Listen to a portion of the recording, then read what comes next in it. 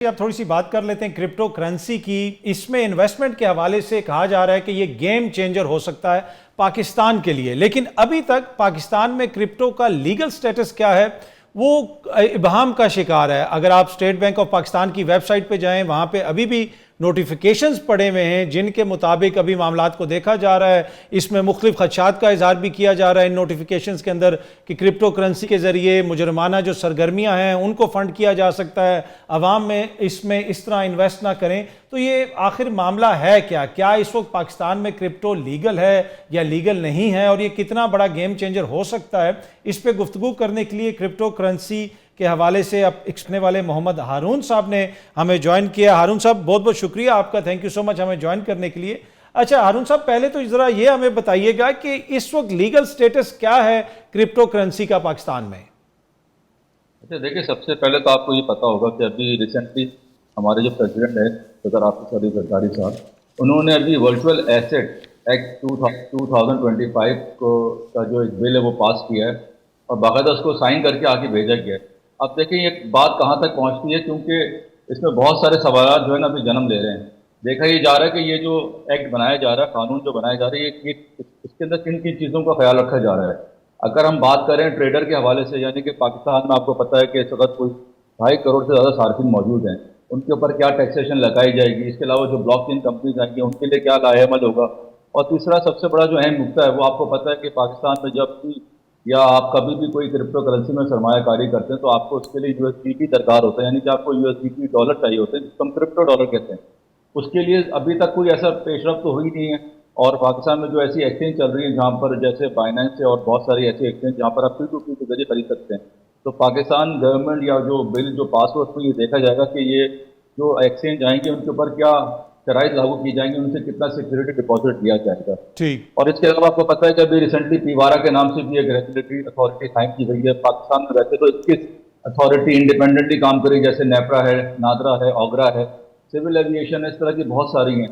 इस तरह की नई एक आप समझ लें कि एक रेगुलेटरी बॉडी बनाई गई जो एक इंडिपेंडेंटली काम करेगी, जिसका नाम है PVARA, Pakistan virtual asset regulatory authority. ठीक है। अच्छा, इस वक्त क्या आम पाकिस्तानी जिसका किसी भी बैंक में बैंक अकाउंट है वो पाकिस्तान में रहता है, क्या वो पाकिस्तान में ये जो वर्चुअल एसेट्स हैं क्रिप्टो करेंसी इनको खरीद सकता है? उसको इजाज़त है? क्योंकि अभी भी अगर आप इंटरनेट पे सर्च करें, गूगल में जो या आर्टिफिशियल इंटेलिजेंस है वो आपको यही बताती है कि पाकिस्तान में क्रिप्टो करेंसी अभी तक लीगल नहीं है। देखिए, बात लीगल की नहीं, बात रेगुलेशन की है। अगर ये रेगुलेशन हम भूल जाएं थोड़ी देर के लिए, अगर ये ना हो, जैसे पहले भी नहीं थी, तो ये 2.5 करोड़ के सार्फिन कैसे कर रहे हैं काम? ठीक है, इस शोबे में इतने सारे लोग मुंसलिक इसलिए हैं क्योंकि इसमें पैसे बनते हैं, इसमें लोग अपनी सरमायाकारी करते हैं और उसके बाद उसमें वो पैसे कमाते हैं, वो डेली इनकम हो, मंथली इनकम हो या कोई लॉन्ग टर्म इन्वेस्टमेंट हो। ये काम तो हो रहा है पाकिस्तान में। और पाकिस्तान में आपको पता है, चंद हफ्तों की बात है, 2 महीने पहले की बात है कि पाकिस्तान क्रिप्टो काउंसिल का क़याम अमल में आया, जिसकी वजह से देखा ही जा रहा है कि पाकिस्तान में जो उसकी जो सरगर्मी है वो और तेज़ हो गई। क्योंकि कुछ लोग जो अभी तक इस बात को परेशान थे कि हम काम कैसे शुरू करें, हम इसमें इन्वेस्टमेंट कैसे करें, तो उनको तो एक कहते हैं ना एक लाइट तो उनको नजर आई है, एक रोशनी नजर आई कि हाँ पाकिस्तान में ये चीज़ें होने जा रही हैं। ठीक है, तो देखा जाए तो पाबंदी नहीं है, लेकिन ये कि लोग काम कर रहे हैं। ठीक है। इसमें हारून साहब, ये जो इसमें जो खरीदो फरोख्त होती है, क्या ये पाकिस्तानी बैंकिंग के थ्रू होती है? कोई शख्स लाहौर में बैठा हुआ अपने बैंक कार्ड के जरिए क्रिप्टो में इन्वेस्ट कर सकता है?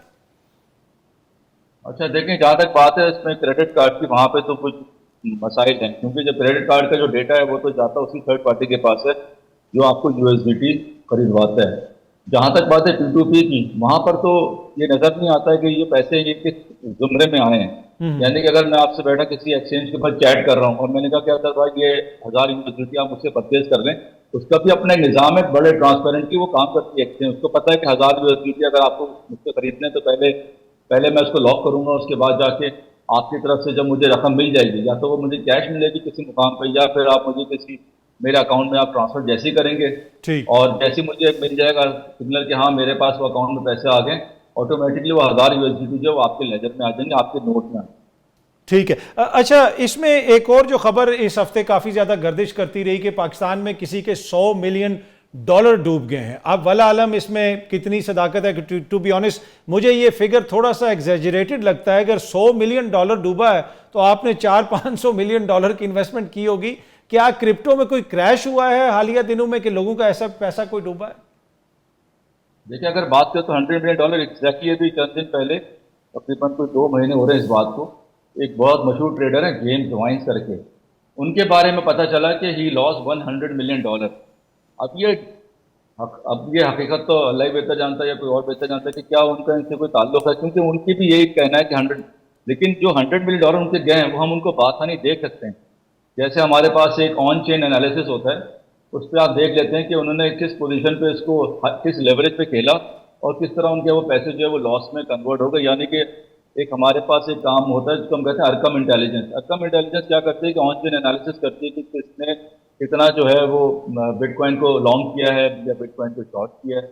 अगर वहाँ पे हम देखें तो वो एग्जैक्टली $100 मिलियन उनके चले गए।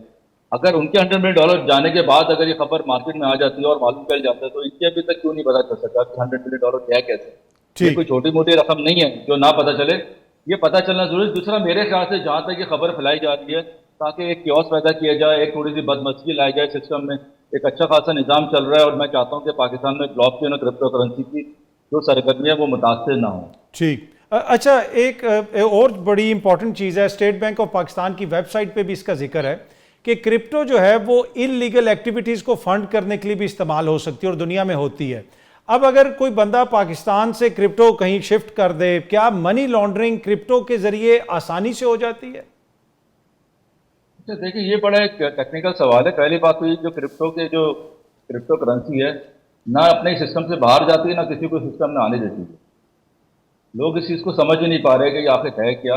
ये देखें, ये बॉर्डरलेस ट्रांजेक्शन है। ये इंटरनेट का पैसा इंटरनेट पे, मतलब मिसाल के तौर पर एक ईमेल है, आप ईमेल का जो है सिर्फ आप प्रिंट ले सकते हैं लेकिन आप उस ईमेल को अपने सिस्टम में नहीं ला सकते आप उसको, ठीक है ना। वो ईमेल है वो आपके सर्वर पे ही घूम रही होती है।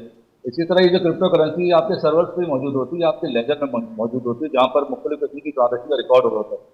होता क्या है कि जब आप एक चैनल से निकल के दूसरे चैनल में जाते हैं, जाहिर सी बात है आपने यहाँ से पी किया, आपको कन्वर्ट किया यूएसडीटी में, फिर आप यूएसडीटी जो है आपने किसी और जगह जाके उसको किसी और फियाट करेंसी में एक्सचेंज किया। अब वो आप जाके उसको एईडी में कर लें, यूएसडी में कर लें या वहाँ जाके पाउंड में कर लें। तो ये तो एक तरह से देखा जाए तो ये 3 सिस्टम यूज हो रहे हैं। एक हमारा ट्रेडिशनल सिस्टम, एक इंटरनेट का सिस्टम जिसमें क्रिप्टो करेंसी, और तीसरा उसका ट्रेडिशनल सिस्टम जहाँ पर वो यूएसडीटी बेचे जा रहे हैं। तो ये कहते ना कि ये मनी लॉन्ड्रिंग का ऐसा मेरा नहीं ख्याल है, क्योंकि अब तो हर चीज़ ऑन ट्रैक है, हर चीज़ को बासानी ट्रेस किया जा सकता है, तो उतना आसान नहीं है अभी। ठीक है। बाखबर रहने के लिए सुनो न्यूज़ का यूट्यूब चैनल सब्सक्राइब करें और बेल आइकन पे क्लिक कर दें।